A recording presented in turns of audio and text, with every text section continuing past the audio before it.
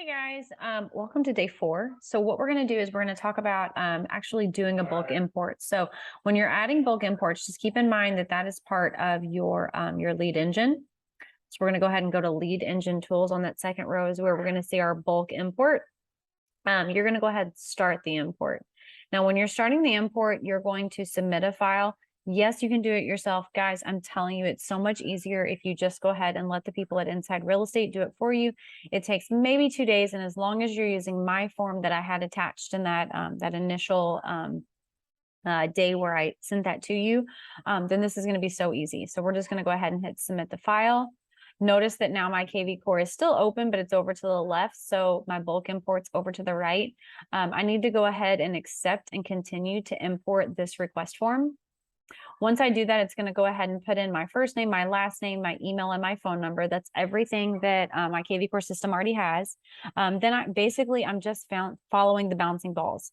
So you're going to say, yes, I'm an agent. Yes, I am working with leads in the United States. The reason why it says Canada is because the kvCORE system is just a touch different. Who are these going to be assigned to? If they're going to be assigned to you, make sure that they're assigned to you. If there are multiple agents, those agent assignments should be in your file. So just make sure that you put what letter that column is.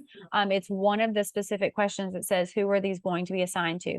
If you are possibly you are putting these in, but you want to assign them to a different agent, then you're just going to go ahead and put those people in.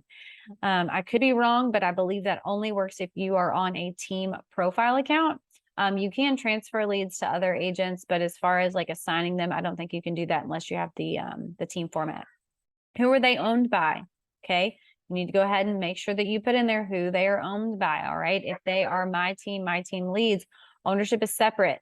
Okay. So you are a broker, but you want to assign them to an agent. You still own them inside of kvCORE. Okay. So just say who they're going to be owned by. This is where you're going to go ahead and choose that file. Now, remember when you downloaded that Google form or that Google sheet, you needed to make sure that you downloaded it as a CSV file, which is a comma separated value file. It tells you that format here, but just in case, that way you have it. Any associated no lead files? Nope. What is your preferred lead status for this contact? Now, you do have the option in your spreadsheet to add that. So if they are different types of lead statuses, you're just going to put the name of the column. It doesn't tell me that it's case sensitive, but I've always used a capital letter whenever I put this stuff in there. However, you can say, you know what, I'm not going to put that in that sheet. These are all going to be the same. And so you're going to say, please import all of these as, and then now you can pick. Now, this is one of the sheets that honestly, I always say that I'm going to take a picture of, and I'm actually going to do it right now. And the reason why is because it's so important to know, what do all of these lead statuses mean? Okay, what is someone who is in your sphere?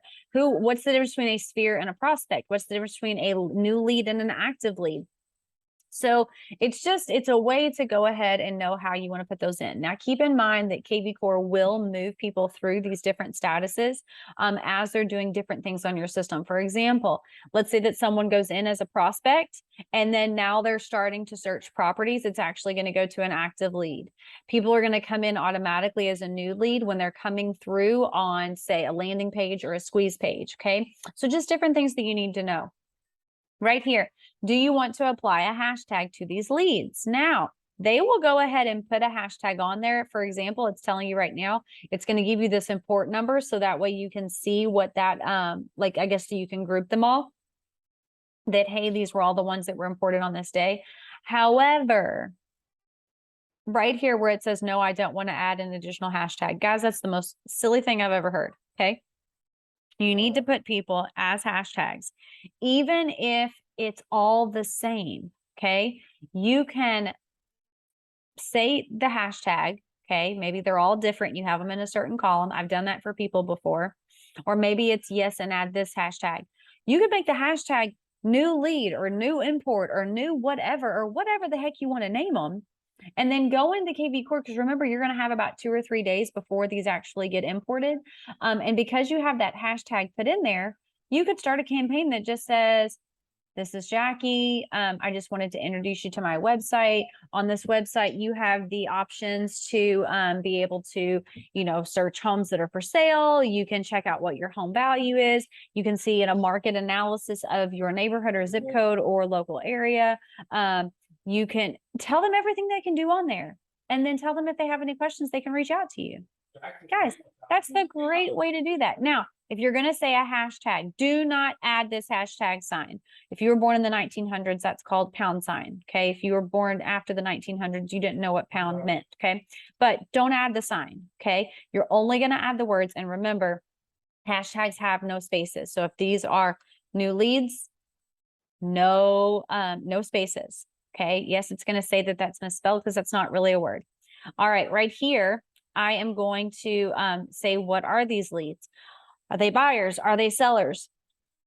You do have the option to click multiple ones, so it's totally fine. If you already have it in your columns in your spreadsheet, which you do have a column for that, I've put that in there, and just make sure that you put what letter that's on there. Right here, do you want these leads to receive a listing alert? No, probably not, unless these are coming from a different CRM where you already had them on listing alerts, and now you want them to continue to get those listing alerts. And if you're going, what the heck's a listing alert? It's basically a property alert. Okay, so when this type of home goes on the market, send it to these people. So it's the same thing that your local MLS will do. The only difference is with kvCORE, it lets you know how many times they're viewing that home, what platform they're looking at them, that kind of stuff. And then the last thing that you're going to want to put on there is, do you want these leads to receive a smart campaign upon importing? Now, if your smart campaign is triggered with a hashtag, you can say no. If your campaign, and I don't know why you would do this, is not triggered with a hashtag, then you're going to say, yes, I want it. And this is the smart campaign I want it to run. Now, it's not going to pull up any of your smart campaigns, because remember, this is outside of kvCORE platform. Okay. So it's not like when you do it, on your regular platform, and all of those different campaigns pull up. This is actually going to be where you're going to have to type it in there. So if you misspell it, it's going to be all messed up. Okay. So I typically don't do that. Now, the last thing that they're going to ask you is there any questions or comments below? Guys, don't leave comments. Okay. They're so busy. If you wanted to say anything, you'd just be like, I appreciate you. You're doing a great job, whatever. Then you're going to submit that file. It's going to tell you that it's going to take 2 or 3 days for it to be imported. Some actually do take that long. Others do not. Sometimes I've had one where I think I honestly put them in there, and within about 4 hours, they were imported. Now, was it a huge import? No, I think it only had about like 40 or 50 people on there, which I guess sounds like a lot, but you get the idea. Okay. Once you've done that, you're going to be finished. Okay. Now let's go back into kvCORE, because what I want to do is I want to show you all of your contacts. Okay. Now, when you go into your contacts, there are a lot of different things that you can do. And I just want to show you a few things that are going to be very helpful for you. Okay. So let's go ahead and let's grab this contact right here. All right. And what we're going to do is you can actually add notes. When you add a note, this is extremely important, I think, for clients that maybe they're long-term. Okay. Or maybe it's a client that might change their mind about different stuff. The cool thing is when you add a note, I'm just going to go ahead and put like this date, and then I'm going to put this date, and then I'm going to put this date, and then I'm going to put this date. Okay. I can click pin to the top. Yes. Add that note. And looky here. It goes right up here. Okay. So what that means is as soon as I open this person's file, I'm going to see their notes. Now, let's say that I need to add some more notes. I'm going to click this little pencil. And let's see, maybe now I'm going to add a note from the 17th. Maybe now I'm going to add a note from the 20th. Now watch. Click update. It's going to change the size of my note card. Okay. The reason why I like this is I'll always be able to see all of the notes on my clients. So that way I can remember what went on before. And then I can also add stuff. Whenever I'm making phone calls to clients, or if I'm, touching base or doing whatever, I'm going to go ahead and put a note in that file. I'm going to have this up while I'm actually talking to them. So that way I can take notes and be very professional. I'm never going to forget anything like that. Let's say that you don't want to pin it to the top anymore. Well, click that button.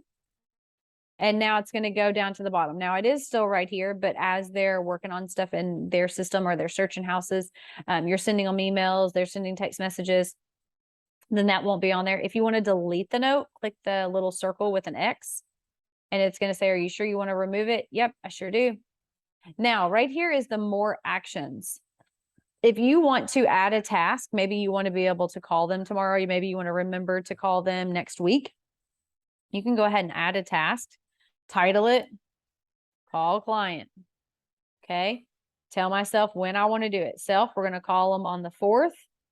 What time are we going to call them? We're going to call them at 9:30 a.m. Okay, there it is. Who's it assigned to? It's assigned to myself. All right. And then in the details, I can say, check in on investment properties. And did they get their lender's information for me? Okay, so now I'm going to add that task. Now, what it's going to do is it's going to add the task here, okay? But then also on my main dashboard, when I click on task, there is that task. If I've done it, I can hit done. If I want to snooze it, maybe for later on in the day or even for tomorrow, if I click snooze and I say, okay, I want to go ahead and snooze this for a day. Maybe I tried to call them and they didn't answer. Okay, you know what? I'm going to call you tomorrow. So what it does is now it snoozes it for the next day. Oh, you know what? I'm going to snooze this again. I'm going to snooze this for another day. Now it moved it to the 6th. You see what happens? Guys, this is a way that you can actually use your kvCORE that's super going to be very helpful. All right, guys, I hope today you found some value. I hope maybe I might have taught you something new, and I will see you tomorrow.